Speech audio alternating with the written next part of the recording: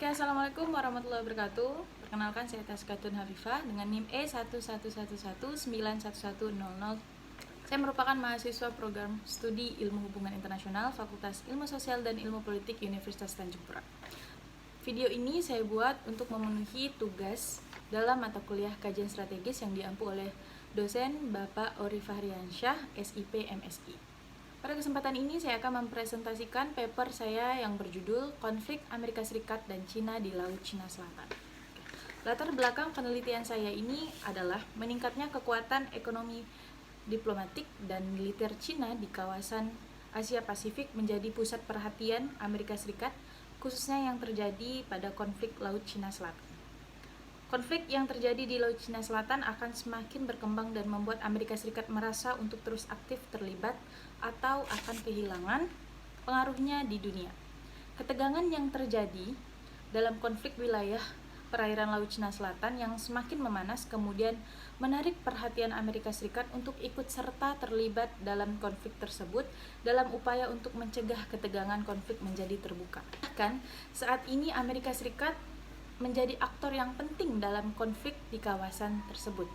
Amerika Serikat pertama kali mengartikulasi kebijakannya saat terjadi ketegangan akibat pembangunan yang dilakukan Cina di Mischief Reef pada tahun 1995.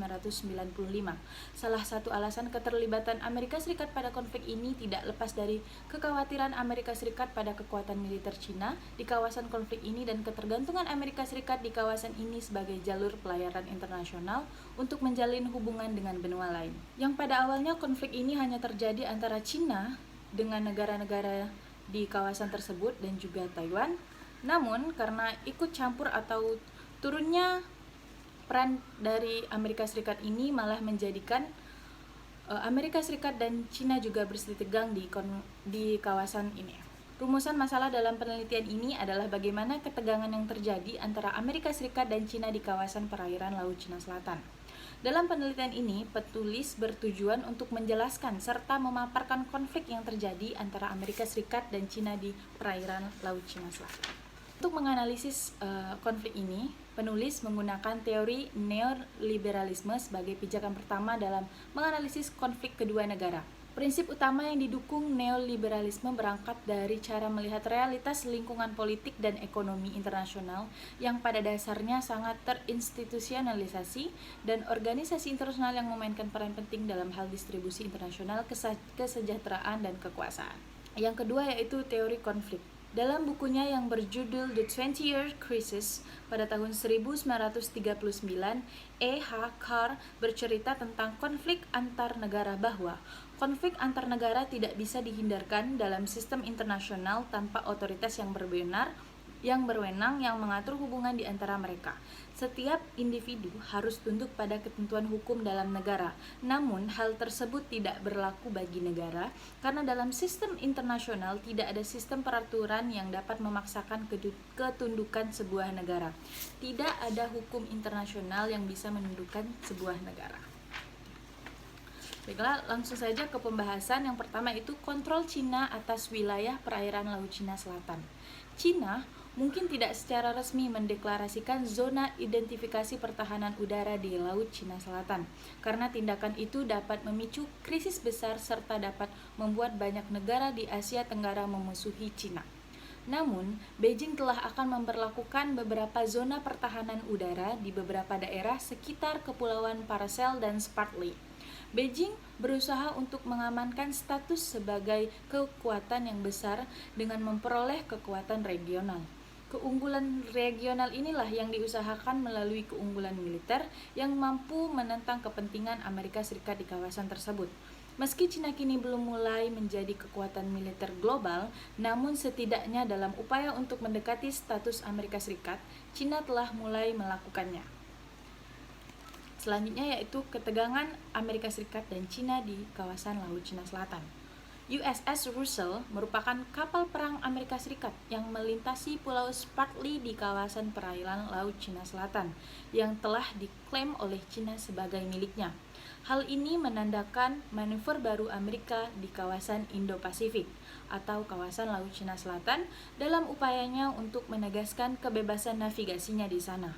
Angkatan Laut Amerika melakukan operasi di dekat Spratly yang legal secara hukum internasional. Karena itu mereka tidak ragu untuk melakukan operasi navigasi di sana.